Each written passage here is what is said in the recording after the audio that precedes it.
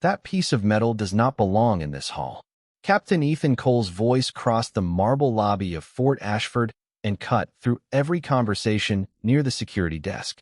The object pinned to Walter Brennan's gray suit might once have been bronze. Now it was nearly black with age. One edge was bent. Corrosion had eaten across its face, and the original ribbon had been replaced by a narrow strip of faded green cloth. Under the white lights of the Hall of Valor, it looked less like a military decoration than something pulled from the bottom of a river. Walter lowered his eyes to it, not with embarrassment, with the quiet attention a man might give an old compass that had once brought him home. Captain Cole stepped closer. He was 29 years old, sharply dressed, and responsible for the most sensitive ceremony Fort Ashford had hosted in years. Every guest had been screened. Every package had been inspected. Every seat had a name attached to it. Walter Brennan had passed the outer gate with a veteran identification card, but he was not on the guest list. And in less than 18 minutes, General Raymond Holloway would enter the hall to unveil the final declassified withdrawal route from Operation Winter Lantern. Television cameras faced the stage. Families of the 9 missing soldiers filled the front rows. Walter stood 10 feet from the display case with a sealed yellow envelope pressed against his chest. Cole pointed toward the dark piece of metal. "Where did you get it?" "It was given to me." Walter's voice was low and rough. His white hair had been combed carefully. His shoes were polished, though the leather had cracked across the toes. A pale scar ran over the hand holding the envelope. "By whom?" Walter looked past the captain toward the black granite memorial wall. "Sergeant Thomas Holloway." The junior officer beside Cole stopped writing. Cole did not. "Thomas Holloway disappeared during Winter Lantern 56 years ago." "Yes. And you expect me to believe he handed you that object?" Walter raised his pale blue eyes. "I do not need you to believe it." The answer was not disrespectful. That made it worse. Cole glanced at the envelope. "You are carrying an unverified package at a 4-star command ceremony. You have no event credential, and that object does not match any recognized military award. It was never an award. Then remove it." Walter's fingers touched the corroded edge. No, the word was quiet, but it traveled. Several officers near the registration table turned toward them. Cole lowered his voice. "Mr. Brennan, this is not a reunion. Newly declassified operational material is being presented here today. I cannot allow an unscheduled guest to approach General Holloway with an unknown package." "The package is addressed to him." Walter lifted the envelope just enough for Cole to see the handwriting. The wax seal had cracked around the edges, but the name remained clear. Raymond Holloway. Cole reached for it. Walter did not step away. He simply moved the envelope beneath his coat. "I gave my word that only Raymond would open it. You do not set security conditions in this building." "No." Walter looked toward the memorial wall. "But Thomas set the conditions of the promise." Beyond the main doors, a ceremonial drum began to sound. Slow, measured, getting closer. Walter turned toward the covered display at the center of the hall. Beneath it, a brass plaque read, "Operation Winter Lantern. Final withdrawal route. That route is wrong," Walter said. Cole followed his gaze. "What did you say?" "The route you are about to honor." Walter pressed 2 fingers against the metal on his lapel. "It is wrong." Cole gave a short, humorless breath. The map was reconstructed from official transmissions, field reports, aerial surveys, and more than 5 decades of archive review. And one lie. The captain's expression changed. Walter looked directly at him. Thomas transmitted the wrong route on purpose. At the registration table, First Lieutenant Daniel Mercer stopped scrolling through the ceremony schedule. Mercer had spent 6 months helping prepare the Winter Lantern exhibit. He knew every public report, every cleared photograph, and every surviving line of radio traffic. 9 soldiers had entered the Bitterroot training range during a Cold War escape and evasion exercise. A severe storm had cut communications. The final transmission placed Sergeant Thomas Holloway's team east of the river, moving toward a mountain pass that later became impassable. No survivor had been listed. For 56 years, the Army had described Holloway's decision as a tragic navigation error. Mercer studied Walter Brennan. The old man did not look confused by the hall. He did not stare at the uniforms, cameras, or polished exhibits. He looked like a man who had finally reached a destination he had been approaching for most of his life. Cole stepped between Walter and the display. You are not going to interrupt General Holloway's retirement ceremony by accusing his brother of falsifying a military transmission. I am not accusing him. What would you call it? Walter's eyes settled on Thomas's name carved into the wall. Saving us. Mercer moved closer. Who was us? Cole turned sharply. Lieutenant. Returned to registration. Mercer remained where he was. Walter looked at him for several seconds. Then he spoke so softly that Mercer had to lean forward. 3 men walked out of Winter Lantern. The drum stopped outside. The silence it left behind seemed heavier than the sound. Cole stared at Walter. No survivors were recorded. No survivors were allowed to be recorded. That is an extraordinary claim. No. Walter's gaze did not move. It is a late one. There was no triumph in his voice. No anger. Only the weight of time that could not be returned. Cole extended his hand. The envelope and the metal. The metal. Walter touched the yellow envelope. Not the letter. That is not a negotiation. It is the last order Thomas ever gave me. Cole looked toward the main entrance. Staff officers were already taking positions. Mr. Brennan, I am offering you a final opportunity to cooperate. The envelope can be screened without being opened, but it must leave your possession. Walter considered that. You may scan it. And the object? Walter's thumb rested on its bent edge. For the first time, his hand trembled. Not much. But Mercer saw it. Slowly, Walter unpinned the object. The clasp scraped against the fabric of his suit. Without the faded cloth, the metal fit entirely inside his palm. Before handing it over, Walter turned it face down. The back was covered in shallow cuts, dents, and crossing lines. Do not clean it, he said. Cole studied the marks. Why? Because the damage is the only map that tells the truth. Mercer took one step closer. A map, cut with Thomas's field knife. Cole accepted the object with gloved fingers and placed it into a clear evidence pouch. The plastic sealed with a soft crackle. Walter watched the metal disappear. His shoulders lowered slightly, as though something that had rested over his heart for half a century had been taken much farther away than 3 feet. Cole handed the pouch to a security officer. It remains secured until after the ceremony. The general needs to see the back before he speaks. The general does not need instructions from you. No. Walter looked at the covered display. He needs the truth before he honors the wrong story. Cole pointed toward a row of chairs beside the side exit. You will wait there while military police verify your identity. Walter looked once more at Thomas's name. I have already waited long enough. Mercer watched him sit. Walter's movements were controlled, but age had taken its price. His left knee did not bend easily. He lowered himself with one hand on the chair and kept the envelope beneath his coat with the other. Cole turned to Mercer. 2 minutes. Photograph the markings. Compare them to the archive terrain model. Do not open the pouch, and do not contact the general's staff. Mercer accepted the evidence pouch. Yes, sir. He carried it to the archive terminal. The high-resolution camera caught every scratch in the metal. Mercer magnified the image, removed the color, and increased the contrast. At first, the marks looked random. Then one line curved. Another divided. A cluster of small dents formed an irregular ridge. Mercer loaded the declassified topographic model of the Bitterroot Range and placed the image beside it. The official withdrawal path ran east of the river. The scratches did not. They followed a narrow western drainage beneath a broken ridgeline. Mercer rotated the image 12 degrees. The lines settled into place. River, ridge, dry creek bed, and a small triangular notch in the rock that appeared in only one aerial survey from 1969. Mercer's breathing slowed. He enlarged the lower edge of the metal. 3 short cuts had been carved beside the creek bed. Not 9. 3. Behind him, Cole spoke quietly to Walter. Why today? Winter Lantern was fully declassified at midnight. You knew the exact date?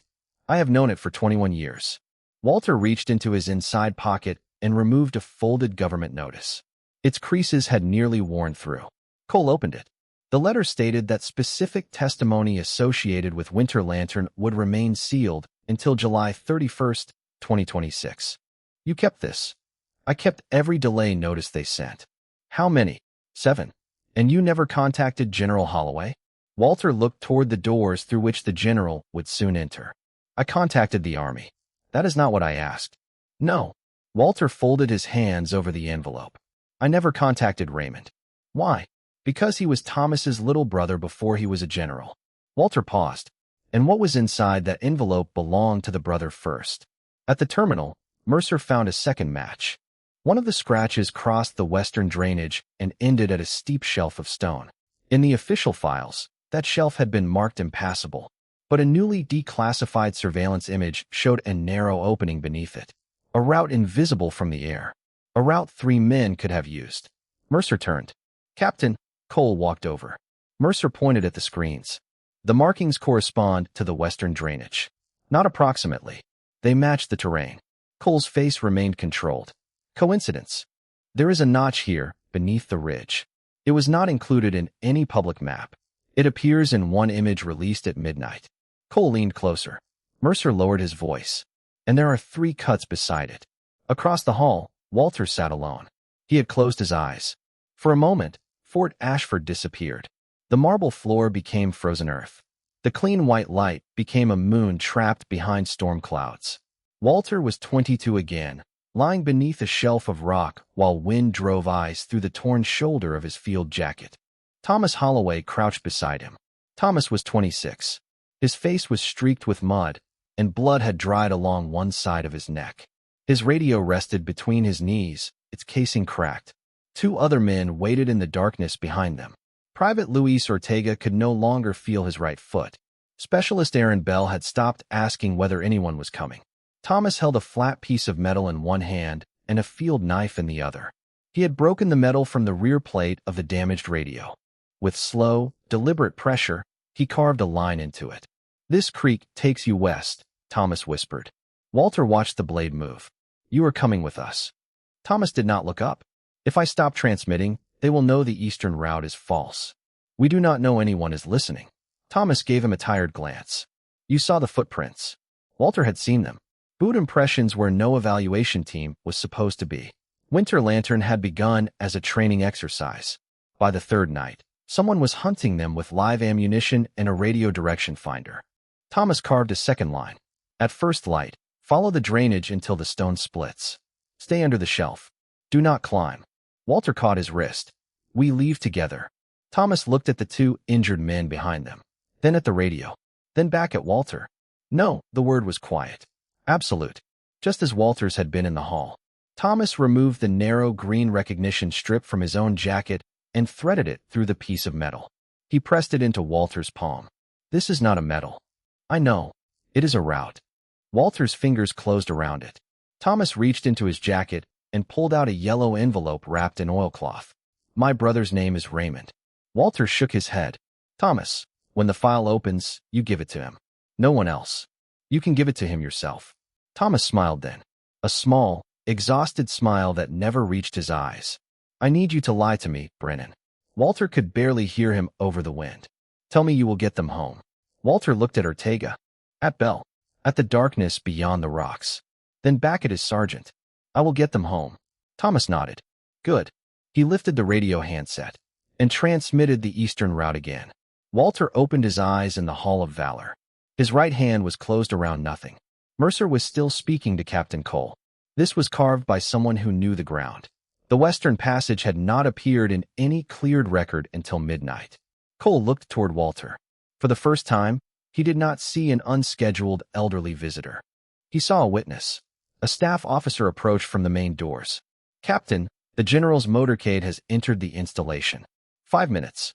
Cole looked at the evidence pouch, then at the sealed envelope, then at the families seated beyond the lobby. His duty was clear. That was what frightened him, because there were now 2 duties. Protect the ceremony, or protect the truth. "Lieutenant Mercer," Cole said, "take the image and the terrain matched to Colonel Avery." Mercer stared at him. "You told me not to contact command staff." "I am changing the order." Cole turned to the security officer. "Screen the envelope externally. No opening. No damage." Walter rose from the chair. Cole approached him. "Mr. Brennan, until this is verified, you remain here." Walter nodded. "That is fair." The answer struck Cole harder than resistance would have. The envelope passed through the scanner. No wiring. No electronic components. No chemical alert. Only paper. Several sheets, folded inside a second wrapping. Mercer moved quickly through the side corridor, carrying a tablet with the map overlay. Colonel Miriam Avery, Fort Ashford's chief of staff, was waiting near the ceremonial entrance. She listened without interrupting. Then she saw the scratches. Her expression tightened. Who brought this? Walter Brennan, ma'am. He claims he survived Winter Lantern. Avery's eyes lifted from the tablet. Brennan, you know the name? No. She looked again. But I saw it last night. She turned and walked toward a secure office, Mercer beside her. Inside, she opened a restricted index released with the final declassification package. Most of the entries were administrative. One was not. Annex WL7. Withdrawal personnel, identities sealed. Authorization required. Avery entered her credentials. The file opened. 3 names appeared. Walter James Brennan. Luis Mateo Ortega. Aaron Samuel Bell. Mercer stopped breathing for a moment. Beside each name was the same instruction. Public acknowledgement prohibited pending final declassification. Avery read the final line twice. Operational deception maintained by Sergeant Thomas H. Holloway enabled successful withdrawal of 3 compromised personnel. She reached for the secure phone. General Raymond Holloway was 30 seconds from stepping out of his vehicle when his aide handed him the receiver. Sir, Colonel Avery, there is an evidentiary issue with the Winter Lantern presentation. Raymond's jaw tightened. What kind of issue? A survivor is in the lobby. The general said nothing. Traffic moved beyond the tinted window. His aide watched the color leave his face. Raymond finally spoke. There were no survivors. Colonel Avery answered carefully. Sir, the newly released annex says there were 3. A long pause. Then Raymond asked the question in the voice of a brother, not a general. Who is there? Walter Brennan. Raymond closed his eyes. He knew the name. Not from a military file. From a letter Thomas had written 6 months before Winter Lantern. Ray, there is a kid in my team named Brennan. Quiet fellow. Stubborn as an old fence post. If things ever go bad, he is the one I would trust to bring the others home. Raymond opened his eyes. Do not begin the ceremony. Sir, hold the doors. He looked at his aide. Bring me inside through the west entrance. No motorcade rushed across the pavement. No tires screamed. The general did not need noise. He entered the Hall of Valor through a side corridor with Colonel Avery and 2 members of his staff. The conversations in the lobby died one by one. Captain Cole straightened. Mercer stepped aside. Walter Brennan remained standing near the row of chairs. For several seconds, Raymond Holloway did not move. He had spent 56 years seeing his brother as a black and white photograph. Young, smiling, permanently 26. Now, standing beneath the memorial wall, was the old man Thomas had once trusted. Walter's back was slightly bent. His suit was inexpensive. His hands carried the tremor of age. But his eyes were steady. Raymond walked toward him. Cole held out the evidence pouch. Sir, the object was removed during screening. Raymond looked through the plastic. His hand stopped in midair. On the back of the metal, near the river line, Thomas had cut 2 parallel marks. A private habit. When the Holloway brothers were boys, Thomas had drawn every river that way because he said one line was water and the other was the way home. Raymond took the pouch. His thumb moved over the plastic. Who carved this? Walter answered. Your brother. The general looked at him. You were with him? Yes. At the end. Walter's voice became quieter. Yes. Raymond glanced at the envelope beneath Walter's coat. Is that from Thomas? Walter removed it carefully. I promised only Raymond Holloway would open it. The general's hand trembled once before he extended it. I am Raymond. Walter gave him the envelope. For 56 years, he had carried the weight of those words. When the letter left his hand, he seemed to lose something more than paper. Raymond broke the remaining wax. Inside were 4 pages in Thomas's handwriting. The general read the first line, then stopped. His throat tightened. Walter looked away, giving him the privacy of a brother even in a crowded hall. Raymond read silently. Ray, if Brennan reaches you, then he kept the promise I forced on him. Do not blame him for the years. The silence was my order. The eastern route was false. We were being tracked through our transmissions. I sent Brennan, Ortega, and Bell west beneath the stone shelf. I remained with the radio, so the people following us would continue east. The men listed as lost with me did not all die where the report says. Some were moved before the final transmission. The attached coordinates will recover what remains and clear their names. I did not lose my team. I spent what was left of me to give 3 of them a road home. Do not make me larger than I was. Just tell the truth. Raymond lowered the pages. The hall blurred for a moment. He had delivered speeches about Thomas for decades. He had defended him in private and accepted the official conclusion in public. Navigation error. Poor judgment under pressure. A tragic mistake. All of it wrong. Raymond looked toward the covered display at the center of the hall. The map beneath that cloth repeated the lie Thomas had created to save his men. Colonel Avery. The general's voice was strained but firm. Cover every camera feed to that display. The prepared map will not be unveiled. Avery nodded. Yes, sir. Bring the Brennan evidence into the hall. Bring the restricted annex. And ask the families to remain seated. Captain Cole stepped forward. General, I take full responsibility for delaying Mr. Brennan and securing his property. Raymond looked at him. Did you damage it? No, sir. Did you open the letter? No, sir. Did you allow the evidence to be examined? Cole glanced at Mercer. Eventually, sir. Raymond held his gaze. Then we will discuss your judgment later. Cole swallowed. Yes, sir. Walter spoke. Captain Cole was doing his job. Every eye turned toward him. Walter looked at Cole. He just forgot that sometimes the job is to notice when the facts change. Cole's face tightened with shame. Yes, sir. Walter gave a small nod. It was not forgiveness announced for an audience. It was simply enough. 10 minutes later, the doors to the Hall of Valor opened. The families of Winter Lanterns sat beneath the flags. Officers stood along the walls.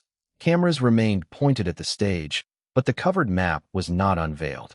General Raymond Holloway walked to the podium carrying his brother's letter. Walter sat in the last row. He had chosen the seat himself. Raymond looked down at the prepared speech, then closed the folder. Ladies and gentlemen, the remarks written for me today are no longer true. A murmur moved through the room. Raymond waited. 56 years ago, 9 soldiers entered the Bitterroot Range during Operation Winter Lantern. The official account concluded that my brother, Sergeant Thomas Holloway, led his team east in a fatal navigation error. His hand rested on the letter. That account is false. The room became still. In the final hours of the operation, Sergeant Holloway determined that his team was being tracked through its radio transmissions. He deliberately transmitted an incorrect route. He then sent 3 members of his team west through a concealed drainage while he remained behind to sustain the deception. Someone in the front row covered her mouth. Raymond looked toward the last row. Those 3 men survived. The cameras turned. Walter did not move. Their identities were sealed to protect a classified investigation. 2 of those men, Luis Ortega and Aaron Bell, died before the restriction was lifted. Raymond's voice lowered. The 3rd is here today. Heads turned across the hall. Walter looked at Thomas's name on the wall, not at the cameras. Staff Sergeant Walter Brennan, please come forward. Walter remained seated for one breath. Then another. Mercer moved toward him, but Walter raised one hand. He stood on his own. His left knee resisted. His fingers tightened around the chair. Then he straightened and walked down the center aisle. No music played. No one spoke. Only the soft sound of his cracked shoes against the marble. Halfway to the stage, an elderly woman rose from the front row. Her name was Margaret Bell. She was Aaron Bell's daughter. She looked at Walter with tears held carefully behind her eyes. Did my father know he was going to make it? Walter stopped. No, ma'am. Her face tightened. Walter continued. But Thomas told him something. What? He said. You do not have to believe in the road.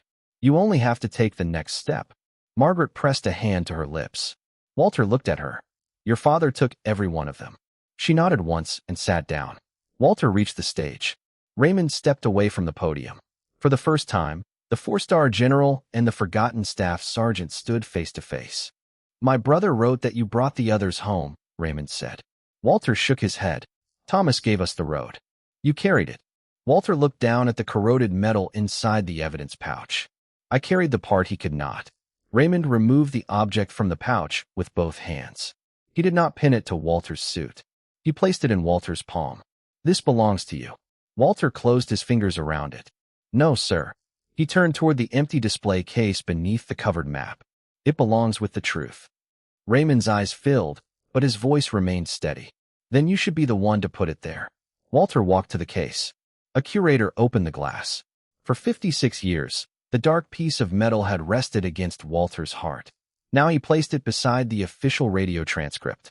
The corroded face looked small beneath the lights. Then the curator turned it over, and the carved map faced the room. Raymond returned to the microphone. Effective immediately, the Fort Ashford historical record will no longer describe Sergeant Thomas Holloway's final transmission as a navigation error. His voice strengthened. It will describe it for what it was, a deliberate act of deception that saved 3 American soldiers. Across the front row, family members began to stand. One by one. Then the officers rose. Then the veterans. Captain Cole came to attention near the rear doors. Lieutenant Mercer stood beside him. Raymond stepped down from the stage and stopped in front of Walter Brennan. The general raised his right hand. The salute was slow, precise, not offered to rank, but to a promise kept. Walter's hand began to rise. Halfway up, it trembled. Raymond held his salute. Walter steadied his wrist and completed the motion. For one long moment, neither man moved. Then every uniformed service member in the Hall of Valor raised a hand. The room filled with silence. Not empty silence. The kind built from understanding. The kind that comes when history finally admits what one man has carried alone. 3 months later, the Department of the Army issued a corrected winter lantern record. Thomas Holloway's name was cleared of operational negligence. Walter Brennan, Luis Ortega, and Aaron Bell were officially acknowledged as surviving withdrawal personnel. Recovery teams followed the coordinates in Thomas's letter and located the final position from which he had transmitted. No grand statue was built. Walter had asked that none be built. Instead, Fort Ashford changed the central inscription beneath the winter lantern exhibit. It read, "The eastern route was the signal. The western route was the way home." Captain Ethan Cole received a formal reprimand for failing to escalate contradictory evidence promptly. But he remained in service. At Walter's request. Months later, Cole visited the exhibit alone. Walter was already there. The old man stood before the glass case, looking at the metal map. Cole stopped beside him. "I thought you would hate me," he said. Walter kept his eyes on the display. "Hate is heavy." Cole waited. Walter added, "I had enough to carry." Cole looked at Thomas Holloway's corrected citation. "I am sorry. I know." They stood together beneath the names. Before leaving, Walter removed a folded page from his pocket and placed it in the archive donation box. It was a letter he had written to Thomas's mother in 1970, but had never been permitted to send. The final sentence contained only 9 words. "Your son did not lose us. He stayed behind." Walter walked out of the Hall of Valor without waiting for anyone to notice. Behind him, the old medal rested under the light. Still bent, still dark with age, still bearing the marks of a field knife. For 56 years, people had looked at it and seen damage. Now they saw a road. And for the first time since Operation Winter Lantern, history called Thomas Holloway by the right name.